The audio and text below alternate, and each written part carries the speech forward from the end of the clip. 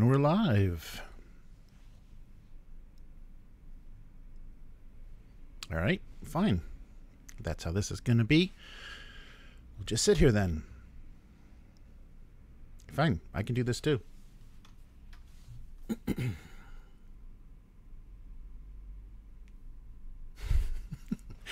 All right, well, it's just me this week. I have a virtual co-host. Again, I did another screen grab.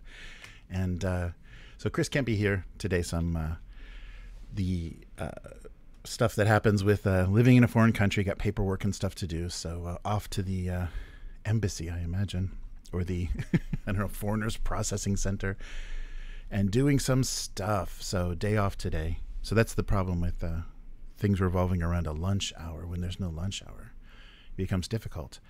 And yeah, so it's just me for this week.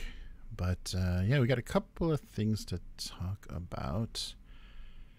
And yes, and Matt, I was trying as hard as I could to get Matt to join, but he was busy as well. I've got an appointment tomorrow, so can't be up too late. So I appreciate that as always. Yeah, very nice that all my last minute requests for for a co-host usually are answered. So I appreciate that as always. But there will be Star Trek tomorrow. Hopefully, if everything works out. It may be hotel room internet, so we'll see how that goes. But yeah, Star Trek, the continuing Star Trek adventures tomorrow. We're starting a new adventure because the one last week was only a single session. So I imagine a lot of them can be. That one had, if there were things that you didn't do, you kind of got to the decision-making point very quickly. You kind of got to Act 3. They usually break them up into 3 acts. You get to Act 3 pretty quick in that one. And yeah, so this one is a little bit more involved, but still you can shortcut it. Like if there's some decisions that the characters make. I hope I'm not spoiling anything. I guess they're all like that. But yeah, because I don't want to railroad them. So you just let people make decisions, and you can have NPCs, make recommendations. And the captain, of course, is a supporting character, so an NPC. So that helps. But you don't want to, go here, do this. And it's interesting. It just makes things harder. Like if you avoid certain things, a lot of the adventures are written so they plant information in various places, so you get the big picture faster, and you find out the dilemma, the moral or ethical dilemma faster. But yeah, we'll see how that goes. And I'm really a little frustrated with resources for images and stuff for Star Trek. When they do a map of the adventure, it's pretty simple, kind of a schematic looking map and things. There's just a couple, like maybe one, possibly 2 images for each of the adventures. And I know it's expensive to get artists to do that, but it really is nice and immersive, and I just don't have time to produce that kind of stuff. So that's been a little bit frustrating. Last week especially, I was trying to describe this complicated structure that was diving down into this gas giant and mining dilithium. And I don't think anybody was picturing what I was saying and the scale of it and everything. So, yeah, those sorts of things are frustrating. So that might be fun to do, is actually go through those adventures and do the supporting NPCs, like do art for all of those NPCs and tokens and things so people can use those. Because those adventures are fun to play, and I like that system and how things kind of, reveal themselves. You get you can either get one side of the story, or you can get the full picture and then have to make decisions based on that. But yeah, and I'm going to try to get better. That was the other thing that I noticed too. So my apologies to Will for last week in the adventure. And I should just, these adventures don't have to be rules as written. I should fit them to the group much better, because I'm always thinking that if I make some changes, either I'm going to screw up and forget the changes that I made, and things are going to start contradicting themselves. So I try to stick to how the adventure is written. But when they do things, and I'm assuming they're play tested and perfectly tuned, and that's maybe not always the case. And there was a situation where there were only 2 seats in the shuttlecraft, and we had 3 players. And so Will's character stayed on the ship, and then they lost communications, and it was just ridiculous. So yeah, so he just had to sit there and wait for things to resolve. And yeah, without input. So that was it could have been 3 seats. You know, very easily could have been 3 seats, but I wasn't thinking ahead, and I was playing the adventure as written. So it was really stupid of me, because as soon as communications went out, I'm like, oh right, so now we're gonna finish the end of this adventure without one of the players. So yeah, keep that kind of stuff in mind, because yeah, as I'm just trying to juggle everything and keep the stream going and keep, you know, things on the virtual tabletop coming up, those are the sort of things, those quick judgments that I should be better at and should be making. So yeah, apologies for that. Will's communication officer was stranded on the ship with just an earful of static pretty much the whole time. All right. So I don't know if I should keep Chris. I don't know what's better, the dancing anime girl or Chris staring at me the whole time. I don't know what is a better virtual co-host, but we'll stick with this for now because it's a funny visual, and it makes me more self-conscious about just talking to myself. All right. Well, let's get started for this week and see what we have.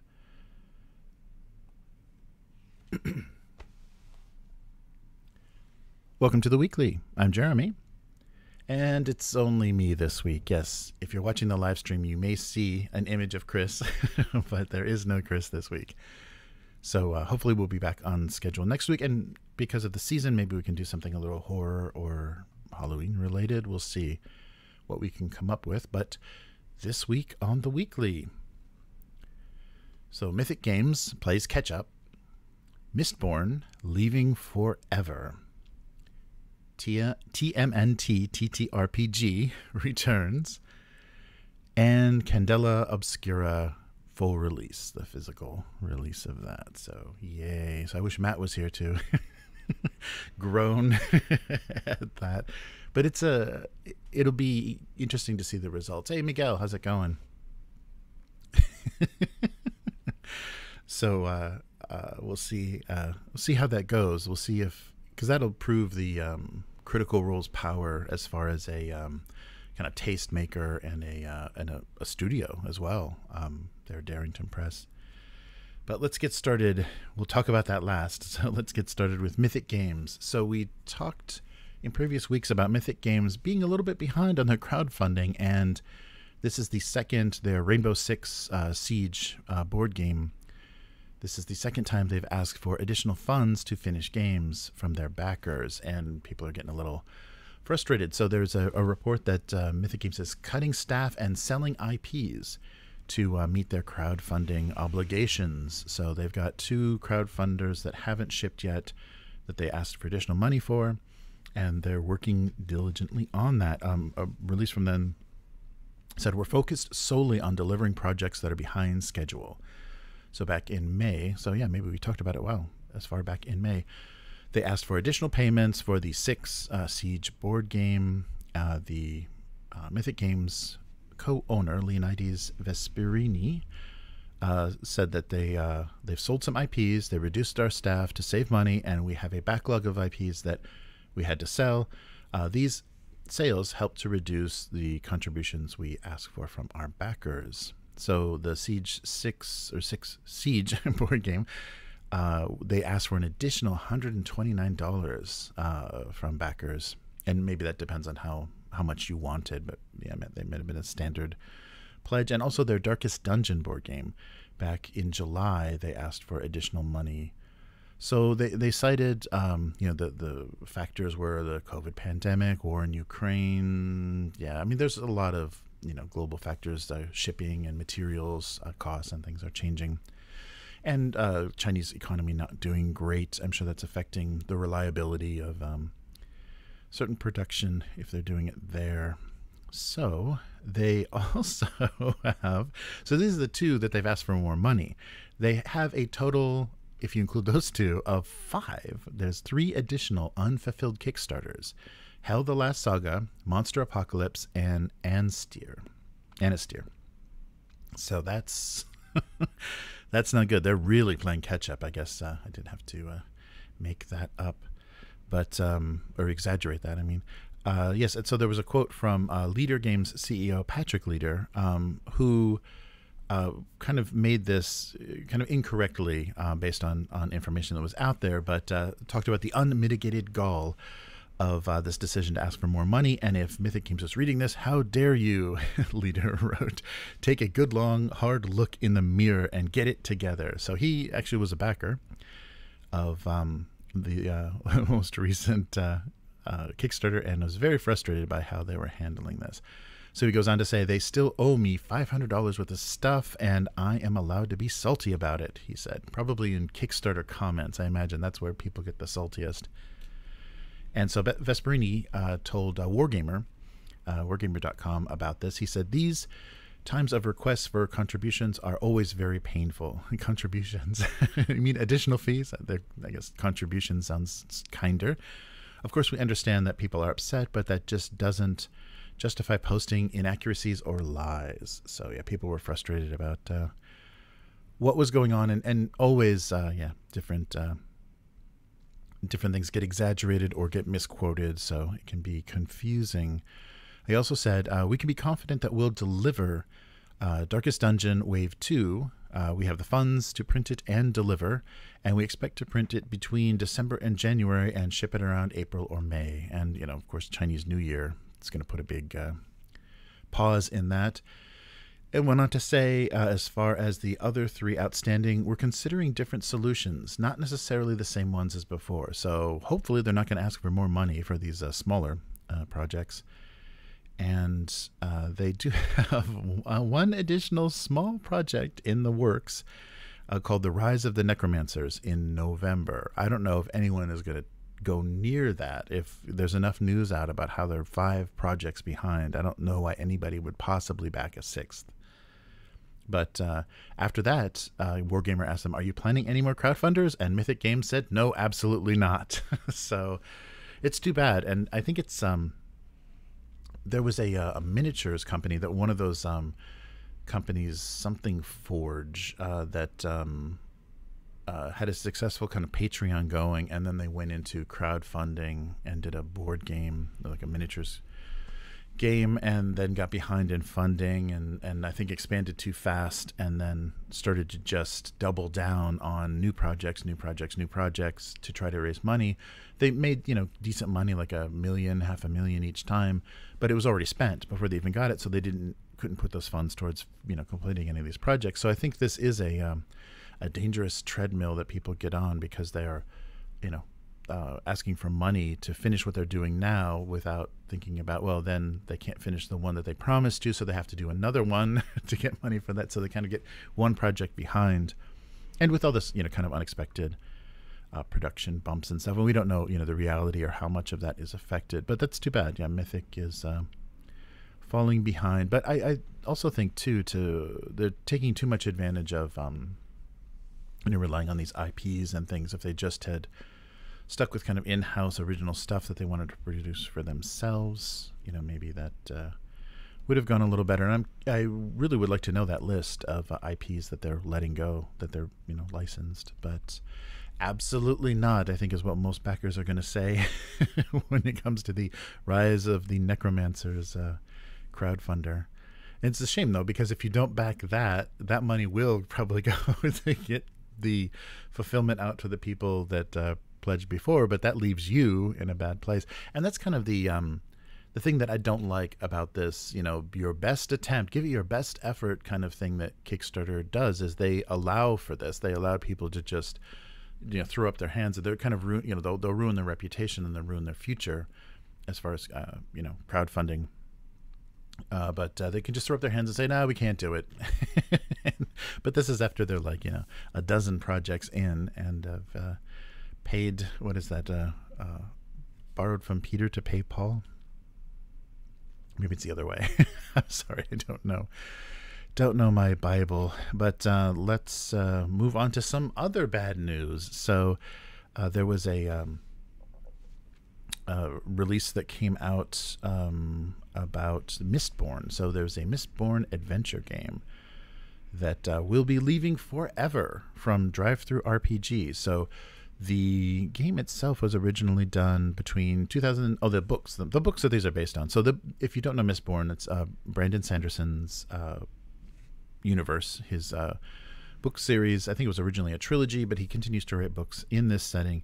And Brandon Sanderson was the author that finished the Wheel of Time series, and also did an amazingly successful crowdfunder with 3 novels that he wrote during the pandemic. So very impressively and prodigious writer. But these the Mistborn Adventure Games and all the supporting material will no longer be sold digitally by DriveThruRPG. So the physical books were printed originally a while ago. So they're 12 years old. Yeah, so they're 12 years old. December 2011 was the original release by Crafty Game. And Sanderson himself was involved. So he gave some guidance probably to the source and things. And Crafty Games released this. So digital copies are all you have left of this, and they are going away.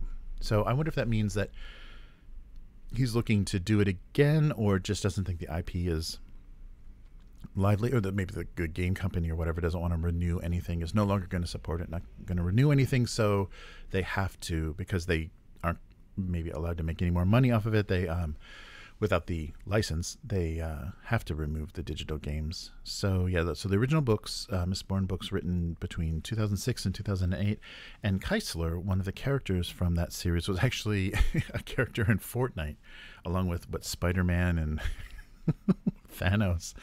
So interesting. So popular enough. His more recent works, the Stormlight Archives, maybe the next thing we see as a game. But yeah, so there's no print on demand for these. They're completely out of print, but there is a bundle. If you would like, on DriveThruRPG, they have a bundle of everything they've produced for Mistborn. If you're a fan and you thought maybe this would be a good system to play this setting at, you can get all of the books at a discounted price. I think it's a decent discount, at least half, but it's not cheap. But it is the last chance. So yes, and this brings up an interesting issue that we're starting to face more and more. I think we kind of, naively just are enjoying, streaming services are fun. Digital downloads for games, you get them, the day of release. You can pre-download them night before or whatever. You can have everything ready to go. Digital is wonderful because it's so convenient. But this is what you get. This is what happens, right? So we just heard news recently in America of 2 of the biggest big box stores, Walmart and Best Buy, are going to eliminate physical media. So they've been kind of doing that, gradually over the last few years. The sections of DVDs and CDs and everything is getting much smaller, and it could happen to games as well. So they're moving away from physical media, and those are the cheapest and probably biggest places in the U.S. to buy that kind of stuff. And we also heard the news, Penguin Random House is no longer going to distribute D&D. So there is going to be a push by a lot of companies to release things digitally, and this is what you get. You get things gone forever. I mean, with the internet, things are never gone forever. I'm sure in 10 years, if you really wanted to play Mistborn, you could probably find it floating around somewhere. But as far as an official release that's going to benefit the studio that licensed it, and actually, compensate people for that work, that just goes away. So yeah, this is the thing we're going to be looking at as, and that's going to be really strange, because we have a history of D&D, and once they put it behind their little walled garden, and if they start to really walk away from producing physical materials, then this version could go away. Whatever they're going to call this version, it could just be lost someday. Because if they didn't produce very many books of it, and there aren't a lot out there, it's going to be very hard to archive it and remember it and everything. So I think that's a strange situation, although a lot of companies are very much about forgetting the past. I think Wizards of the Coast would be very grateful if they could just lose all of their previous all of the previous work, the physical copies of previous work, and just start from scratch and just release their new, very safe game. They could avoid all of their problems, as they see it, problems with releasing to this modern audience. But yeah, this kind of stuff is just going to keep happening. So the adventure game for Mistborn will be gone forever. So end of this month, I believe, is your last chance to get it digitally. Yeah. Oh no, sorry. End of this year, December 31st, 2023, and that's also the date when. So 2024 is when physical media is going to stop being supported in some of those big shops in the U.S. So it's getting weird. But on to happier things and physical. This will involve physical releases. Palladium. Palladium Books have announced that the original Teenage Mutant Ninja Turtles RPG that was published in '85 is coming back. So I still have my softcover copy of that in a box sitting in storage somewhere in the U.S. But yes, they announced the classic. What was the full title was Teenage Mutant Ninja Turtles and Other Strangeness, I believe, is coming back on Kickstarter. So they're going to release. So they're working with Paramount. So I guess Paramount is who owns the rights to the Turtles now, and they're going to do a full color hardcover book with new artwork. And Kevin Eastman will be involved. He's going to one of the co-creators, so he's going to do a new cover for it, which will be Kickstarter exclusive, probably, or I guess it'll just be that for the new version. But there will be several exclusives only available through this campaign. So yeah, that's interesting. The role-playing game, long out of print, was the first officially licensed Turtles product from the '80s. So that original comic was black and white and published during that boom, that like self-publishing kind of indie boom that happened when a lot of printers would actually let you do short runs of black and white books, and so they started to specialize in black and white floppies for letting creators directly create or draw, write, and print their books and then sell them directly themselves, or there were smaller publishers handling that. So there was a big boom of that in the '80s, and the Turtles were part of that. They had a lot of imitators, of course, at that time as well. But this project will bring back that RPG, printed as 2 deluxe hardcover collections of the RPG and source books. So they're completely remastered, and they're working with Sean Owen Roberson, as well as Kevin Eastman. So there'll be new artwork, never before behind-the-scenes info, remembrances and tributes by renowned comic book and RPG creators, so including Eastman, Peter Laird, his partner, the co-creator, Freddie E. Williams the second, who I think did a lot of the more recent Turtle stuff, Stephen Cummings, Sophie Campbell, and David Peterson, and many others. So it's going to be kind of a celebration of this property and of this old, much-loved RPG. So this will be launching on October 31st of this year, and they're promoting mind-blowing exclusives. So I don't know exactly what that's going to mean, but I'm sure there's a lot of silly stuff to add to it. So including dice sets, variant book covers, art prints by legacy creators, and a card deck and other special stretch goals. So I hope they don't go too hard into the nostalgia and collectible thing, and they have made this a nice kind of upgrade of this game, not the changing the rules or anything, but I mean just a nice quality book. I hope the layout and everything is brought up to current standards, and so it's actually a very usable book. We'll have to see. But yeah, this was good news. It's funny to see that this actually it's been out of print for decades, so it's funny to see, and probably because the rights have been bouncing around and have probably no one has wanted to tread into this. How much do the Turtles cost? Because they keep releasing the movies based on the characters. So yeah, we're going to see all of that hitting end of this month.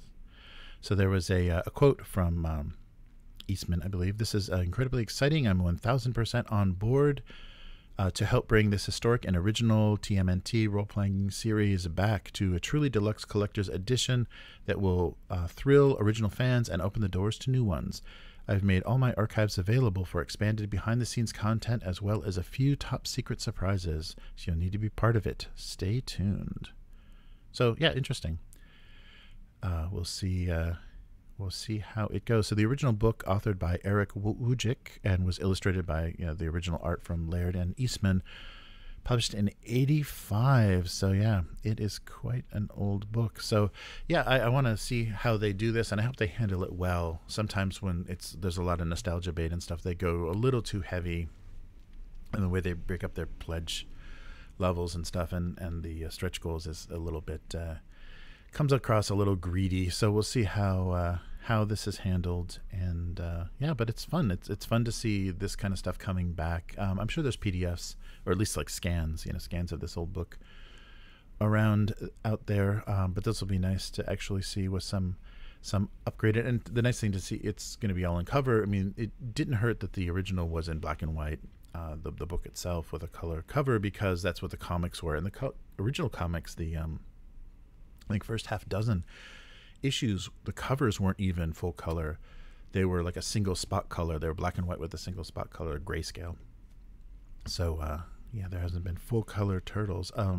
Yeah, and we'll see if they're going to do all the source books, because I think they did support it for a while with various things. Yeah, this was one of the my first RPGs as well that was kind of stood out because I liked the comics, and yeah, wanted to see what they did with it. And it is nice because it gives you the ability to do all kinds of, you're not just playing turtles, they do all kinds of mutants. That's the way they call it, and other strangeness, because they have rules for your own mutant creation. So yeah, it's fun. It's a fun system, and works. Yeah, I think works well with this property. So we'll see how this how this campaign goes. Yeah, but yeah, that kind of stuff. As long as it's not, they're trying to squeeze everything they can out of the old fans, and they're actually making something that's going to, be on the market for new people to discover. I think that's good, because that property is not dead. The RPG is very old, but the property keeps getting refreshed with, TV animation and theatrical releases. So we'll see. The last thing that I wish we had Matt here to groan about is Critical Role's horror tabletop RPG, Candela Obscura. Right, Chris? is coming out during the Halloween period, because it's so spooky. So we've talked about this before. They released a quick start. I think the quick start's been available for a while, maybe since May. Since May, they've had a free quick start floating around. So we've seen the rules. We've criticized the rules. We're not super impressed with the game. The actual play seems very toothless as far as cosmic horror and everything. Yeah, it's just giving a chance for people to dig out their old steampunk cosplay. But yeah, there was an actual play series that Critical Role did to introduce Candela Obscura. So the RPG itself was designed by Spencer Stark, one of the producers for Critical Role Productions, and Rowan Howe from Darrington Press. The game uses the Illuminated Worlds system, co-created by Strauss Asimovic, a co-designer of Blades in the Dark, and Layla Adelman for Darrington Press. And so it's a D6 die pool system, and they're intending it to support smaller campaigns.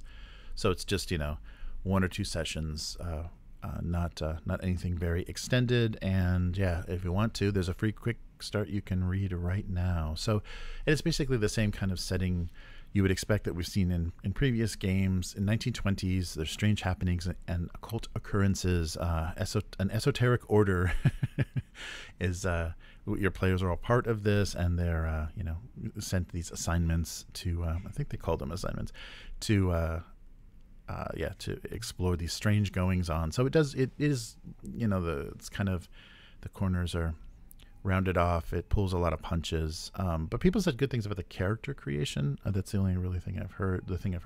So they are also releasing a fantasy roleplay system called Daggerheart, which I'm not sure if they're actual playing that yet either, but that's made for longer campaigns and deeper character progression.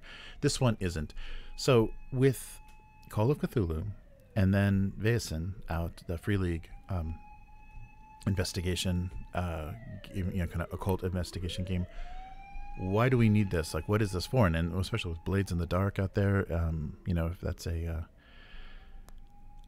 type of system that you want to play, Blades in the Dark already exists. So it's an odd choice that they went so, it's already, but this will be a test of how their popularity can sell a game, because they're not taking this to crowdfunding. They are just playing this on their channel, they're doing actual plays on their channel, releasing a quick start, and then just doing a full release. So the book will be a core rule book with 204 pages, 4 fully written assignments. Yes, it'll be available worldwide November 14th for $40 US. So yeah, this is Darrington Press's first, because they did stuff previously with Wizards. So this maybe, I may be wrong about that. I'm not up on all things Critical Role, but yeah, this is their first kind of release of their own original stuff, and we'll see how this goes. We'll see what just the marketing power of their popularity. If the critters are enough to support publishing these kinds of games. So yeah, the setting: strange occurrences, dangerous magic, and fighting back against the mysterious sources of corruption and bleed. So you're playing in the city of New Fair, and the setting itself is a place called the Fairlands. So there will also be a $60 limited edition limited edition version, faux leather, exclusive cover design, debossed and filled with metallic ink. So yeah, it's a pretty neat looking design. So their graphic design and everything seems nice. It's just that, yeah, it's kind of like it feels a little uninspired. It's a little like they're trying to do a greatest hits of things that exist.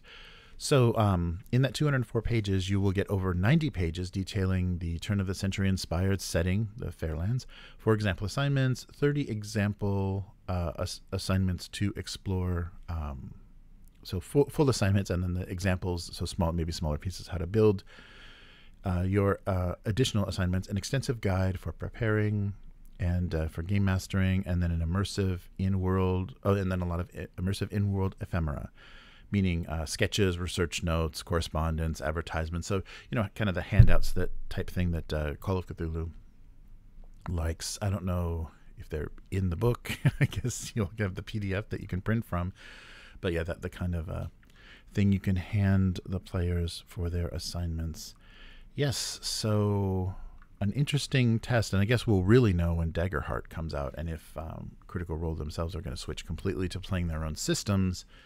We'll see what that actually does, because they were a good kind of promoter of letting people that were only 5e based know there were things like Monster Hearts or other types of games out there. They had a lot of sponsored actual plays. I think they played like a Doom RPG and things like that for the money.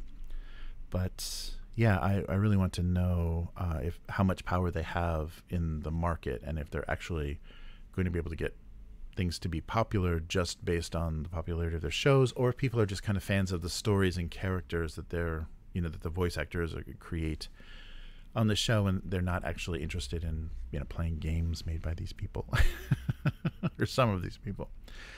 So yeah, so I can hear Matt's packing and groaning at the same time after talking about the Candela Obscura.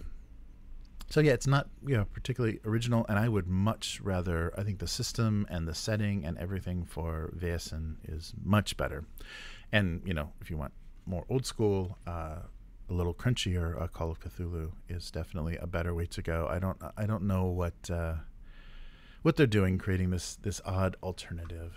Yes, so fake Lovecraft, revived turtles, apologies from a board game producer, all kinds of fun stuff for this week. But yeah, that's funny. Oh yeah, and the trouble with digital. Yes, digital things can be gone forever once they leave a platform. Yes, so I think that is going to do it for everything of the topics for this week. But we'll be back next week and maybe do some Halloween theming, do something for the season, because it'll be as close as we're going to get to the holiday, 27th. So yeah, so hopefully Chris will be back, unless they're going to be stuck and possibly in costume, right, from work. So we'll have to see how that goes. And this has been really uncomfortable. I really wish you could have said something, just anything during this entire. It's a joke. If you see the live stream, there is an image of Chris staring at me, expressionless. But anyhow, I am still doing my single panel gag cartoon. So take a look at that live stream that happens Wednesday nights, North American time, kind of Thursday afternoon, this side of the world. so Australia and Asia, and that's Abuse Cartoons on both YouTube and Twitch. And if you want to read that cartoon and see what all the fuss is about, gocomics.com/domestic abuse. And if you like what we're doing here with the weekly, please consider becoming a weakling.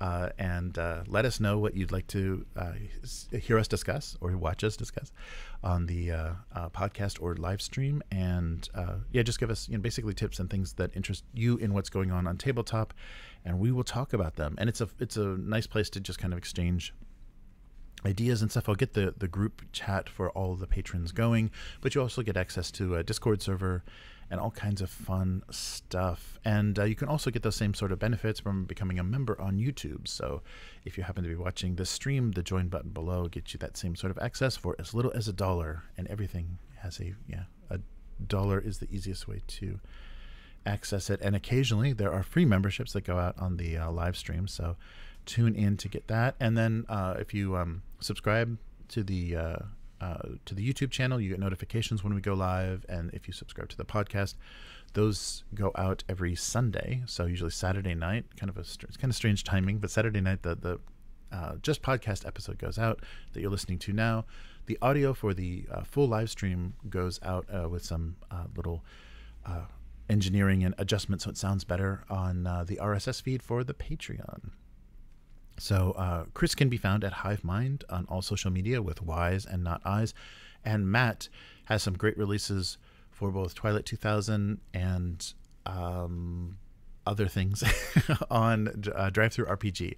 So I'll get a link to both of those things on the notes, on the description under this live stream. And thank you so much for watching and listening. So we'll be back again next week, hopefully with a co-host, so we can have a little bit more back and forth and me just not forthing with myself. And yeah, thanks so much for joining us. And I'll be back in just a little bit to talk with chat, and see you next time. Goodbye.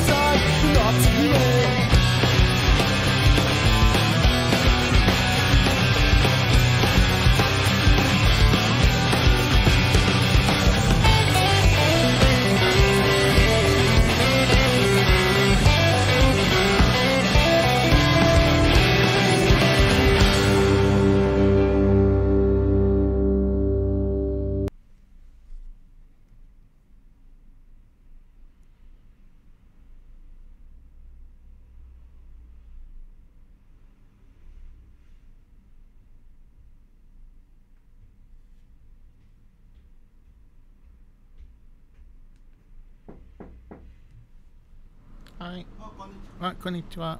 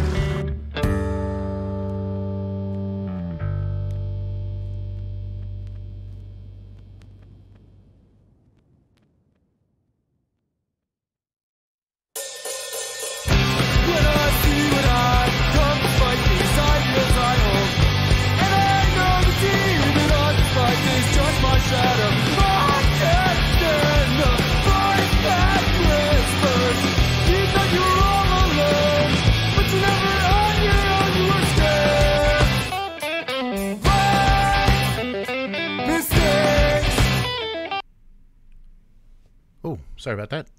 Yes, there was a appointment to take a look at the building. So you got a 30-second countdown for my explanation. Yes, there was some water leaking in the building on the first floor, and they wanted to check everything that was supposed to be at 3 o'clock, and it's not even 2 yet. So sorry for the interruption. A little bit early, but let's get back to the chat. So yeah, get to cut all of that out. Yes, Chris, and I thought I'd just recreate what I did that last time. K5 sent me that screen grab from our previous setup, but that won't work now. So I just did a quick screen grab of Chris just looking expressionless at me. Nice. Oh, so Abyss, yeah, you've been following the Mythic Games fiasco. They're just digging themselves a deeper hole. I can't believe there's 5 unfulfilled projects. How does it come to that? I mean, don't they just start to, before it gets that far, don't they scale back? But obviously they don't, because if they're doing like 2 a year or whatever, yeah, you can very easily bury yourself. It's the Pinkertons, that's right. I was going to show off some early release Magic cards, but sorry, yeah, it was the facilities guys wanted to take a look at the building, so I had no choice. All right, yeah, so just going back through the chat. Feels like a long con, or they're getting enough before filing bank. Yeah, right. They're just going to save up before they just say we can't do it, and that's been happening. Yeah, there's been a couple of projects that I've been following that the companies just go bankrupt. Somebody else kind of buys up what's left over, but then they say we're not going to go into production for this. So previous projects, if you want to take the money as credit for something that you backed that's never going to be made, and purchase from the inventory that we have from them, but otherwise it's just not going to go. Yeah, that's pretty depressing. Yeah, right. And it's there is risk, and they always talk about, Kickstarter talks about that. There will be risk, and you just have to pay attention to these companies if they keep cranking out, especially licensed IP stuff. That can't be cheap, and that if they get a few projects behind, things aren't gonna go well. Looks like Helen popped on from Twitch to tell us our Twitch channel sucks. Thank you, Helen. Abyss says, first it felt like they were inept, but now it looks like a con, and asking for a second time for funds, and a Kickstarter and GameFound should refuse letting them fund any of the projects. That's the what is the responsibility of these platforms? And especially when GameFound is only going to be tabletop, they'll understand the risks in the market a lot better. I mean, something like Kickstarter, where they're funding electronics and theatrical performances and whatever, when they've got a huge diversity of projects, they may not be able to pay much attention. But somebody like GameFound should definitely know, these guys are screwing up. We're not seeing anything positive coming out of them, so we're not going to let them back on the platform until. And that's very crazy. So banking on people. Yeah, exactly. Yeah, Abyss is making a good point. The sunk cost fallacy of, well, I'm in for a penny, in for a pound, kind of like I've already put my money into these guys. Hopefully they're going to turn it around. They have no incentive to do that. There's no consequences, because unless you're going to unless they're going to be like crowdfunding attorneys that do these class action lawsuits with all of the backers, there's very little satisfaction. I think Kickstarter has some sort of mechanism, but I don't think it's very about like a battered housewife sticking with their abusive spouse. Yes. Oh, and Miguel saying, is Sanderson going to start writing RPGs? Because the guy does deliver book after book. Yeah, that's true. He sure can write. So he would be able to produce endless source material if there was a good company and a good system. So I wonder if he's going to get back into it. Oh, hey. Nice. Yes. Oh, thanks. So is that age? Yes, we changed the set up a bit. So we went away from the stark all white and just like climbed into the game closet basically for a little bit more colorful background. Yeah, good to see you. Thanks for stopping by again. So sorry the time you checked in, Chris wasn't here. So you get to see a monologue. All right. Yeah, right. Yeah, if Sanderson did do RPGs as well, yeah, it would just be a machine that printed money, because he can really crank stuff out. I can't believe he showed up after like the 9 months or whatever of lockdown and just said, hey guys, I've got this awesome Kickstarter where 3 secret books that nobody knows about are going to get released, and and just basically did an end run around the publishing industry, and got a lot of funding for those books. And hopefully, I haven't heard, I don't follow any like booktube stuff or anything, so I'm not sure how happy people are with the fulfillment of that. And it was going to be kind of staged, the books were going to get released on a kind of independent, their own schedule.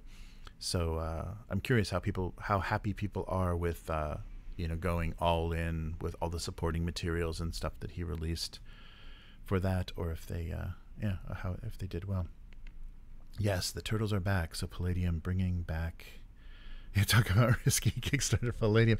Oh, have they had a shadowy past on crowdfunding? That will be okay. That's another. Yeah, that's something I didn't consider. Is their track record, Palladium's track record with crowdfunding. Yeah, that might put a damper on things, because they're going to get names. They're going to get at least Eastman involved, and a lot of people with decent profiles to do art and stuff to get attention. But yeah, if they can't ship these books, that's going to be pretty frustrating. Nice. Oh, Miguel is painting Phoenix Hawks originals. Nice.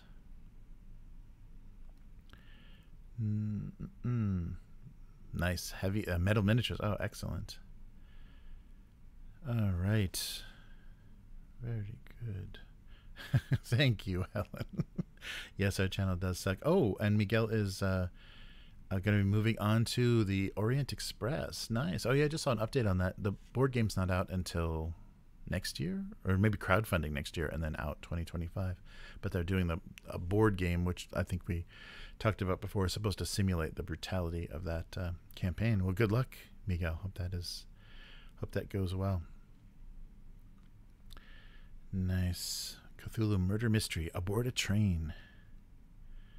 Nice. Frozen Chris. Yeah, exactly. It was the I got involved in the esoteric order that of Candela Obscura. That helped me bring a Frozen Chris into this plane of existence just for the stream. Yeah, sorry about that. Sorry about the interruption. It was supposed to be 3 o'clock, so I was all set. That's how I scheduled everything. Oh, dude, hey, how's it going? Good to see you in the chat. Yes, consecutive days. That's right. Dude was on the cartoon stream as well. Nice. Dread it, run from it. Pinkertons arrive. All the same. Yes. Oh, yeah. And speaking of alternatives to Magic the Gathering, I just it's getting quite popular in Japan, and it's English only right now, so that's kind of rare. But Flesh and Blood, the trading card game, kind of hero battler game, is getting stocked really heavily in a lot of the card shops. So I picked up one of the 2 starter, there was like a starter set deck, pair of decks, and Chris and I will try that out. Supposedly they're balanced decks against each other, and that's something that you don't get very easily in the game. The decks that they make in the releases aren't super balanced, so some are much stronger than others. But then they release booster packs as well. So that's a New Zealand, Auckland, New Zealand studio that took like 7 years or something to design and play test this game. So they're really stressing, player skill and choices over pay to win, kind of buying the best cards. But there is a secondary market for the cards as well.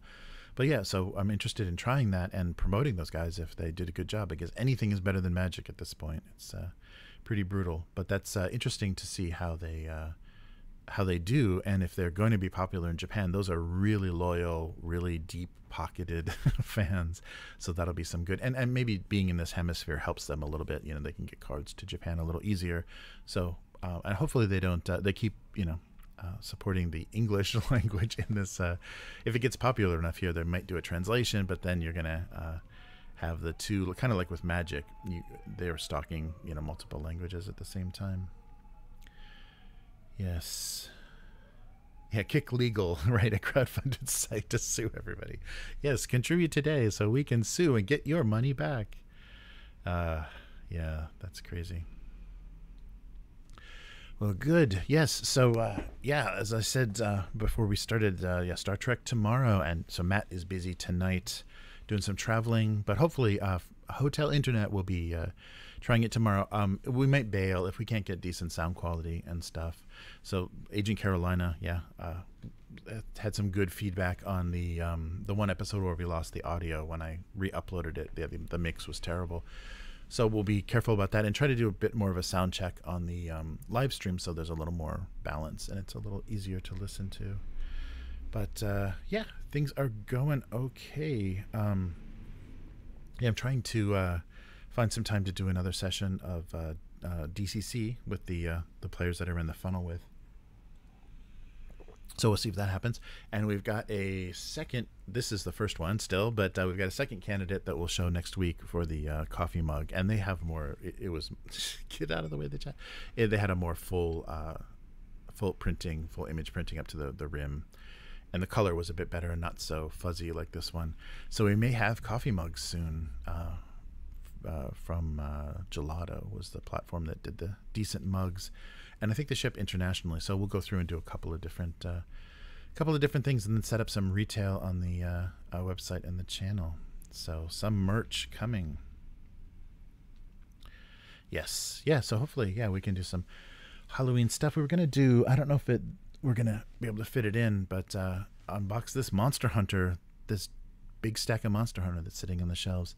At least get that open and try the core game itself and see how it plays. It's already got an expansion, maybe not shipped yet, but they already crowdfunded the snow setting expansion for it as well. So the miniatures look great, but we'll have to see how the game mechanics work. But then we'll just have a lot of plastic monsters for any kind of use. So that's good. All right. Nice. So trying to get you a business address. Yes.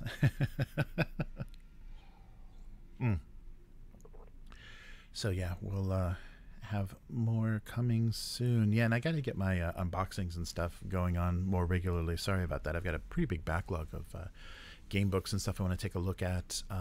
There's a lot of expansions to things that I showed off before and things that we need to take a look at. So getting pretty far behind. I haven't, because I just got the DCC, their 100th adventure, so the spheres, the music of the spheres. So I gotta get all that stuff opened up. So I haven't even opened the Dying Earth, the Jack Vance set yet. So things are getting too far behind. I need more time. Oh, great. Yes, we'll do that, Abyss, and I'll look forward to. I think I'll do maybe Christmas time, the end of the year. I'll finish off the third volume of the Apostle of Insanity trilogy. So we'll fill that all in, and I guess they're going to do a fiction collection. The Resnova hired people to do some short fiction for their rule book. I don't know why they put it in that tiny rule book, but their rule book, and I guess they're going to do a separate physical collection. So maybe just be for the website originally. Yeah, so there'll be even more new. I don't know how it's gonna go, but yeah, new fiction for Mutant Chronicles. But we'll read the old classic book for over the Christmas holiday. 50 years is not enough to make a decent pile of shame. Nice. Oh, Abyss unboxed Oathsworn. Oh, nice. Seriously underestimated the amount of space that game takes up. Nice. Yeah, that's the problem too. Like, Monster Hunter and some of these games that I have to unbox once they get them open. Yeah, I got to keep them somewhere. So it's getting the shelves will just keep expanding. So pretty soon I'll be able to do a long shot of this infinite shelf back here. But nice. Yeah, so more good things to come. And we got a new subscriber too. So just to thank people subscribing to the channel. So Jazz Hunt, thank you so much for subscribing to YouTube. This is just before the cast. And yeah, anybody just lurking, please feel free to subscribe and get notifications of when we go live. And when we get interrupted by maintenance, that's always exciting. Yeah, I had a little technical difficulty before I started the stream, so I was worried this was just going to be a nightmare. It was going to be me by myself with a crashing PC, but a good old restart seemed to do the trick, as it often does with Windows. But yeah, I think we're good. So yeah, thanks for hanging in there. This week, and yeah, we'll come up with something to do, kind of talking about what is out there as far as and we're also thinking. So I wish Matt was in the chat. We'll talk about this more in detail when Matt's around. But we may reincarnate his character from Vaesen and run the new setting that they just released. It's just a little adventure, a series of adventures that were actually created for a podcast. So they did a podcast actual play right as Vaesen first came out, and they did their own original adventures, mysteries. Is it called mysteries? And yeah, we might want to run that, try to connect it into and get Axel and Nils back up and add it. Yeah, so that might be fun because we may magically empower Nils. So Axel's, being distraught, may have somehow figured out how to bring him back, and we may have a ghost butler or revenant. Maybe we'll figure out exactly what we want to do, but then that'll make them more magically capable and stuff. We'll kind of give them some experience and either age them up. So I guess our two choices are: we can age them up and have the character that died be a ghost or have changed form, or we can actually set this before their final mystery, the thing that ended it. So we'll see what the players want to do, because I think they'll probably have some good ideas about where their characters are. So yeah, maybe that might be so Star Trek tomorrow, but maybe next weekend we can do some a return to the mysterious Nordic mythology of Vaesen. So that should be fun. Yeah, and that was a Swedish group that did something of the Giants, and I'm spacing on the name of that. But we might do that new because it's set in Scandinavia, so we'll do that as a as a follow up to the first adventures that brought down one of our characters. All right. So yeah, that will do it for this week. So thank you so much for everyone that's a member and a patron and even subscribers. Thank you so much for just being around. And so the audio for this goes on the Patreon RSS feed, of course, and then the news and topics in the middle, the podcast part, will be released on the regular aggregator. So wherever you listen to podcasts, it will show up there. So yeah, and depending on what you listen on, yeah, give us a rating, give us some stars or a like or whatever on those platforms as well, because that'll help us be found. I think that helps discovery on just about everything, Spotify and I think Amazon now, and Google is now doing podcasts and YouTube Music. It's a mess now where you can find podcasts, because I think Google Podcasts is going away. So there's only going to be YouTube Music podcasts. So who knows? But maybe we'll be able to actually put a subscribe button for that, on YouTube once that is all working. We'll see how that goes, because there is it's all kinds of nonsense. But yeah, thanks so much, and see you next week for Halloween. So take care, everyone, and we'll see you then. Goodbye.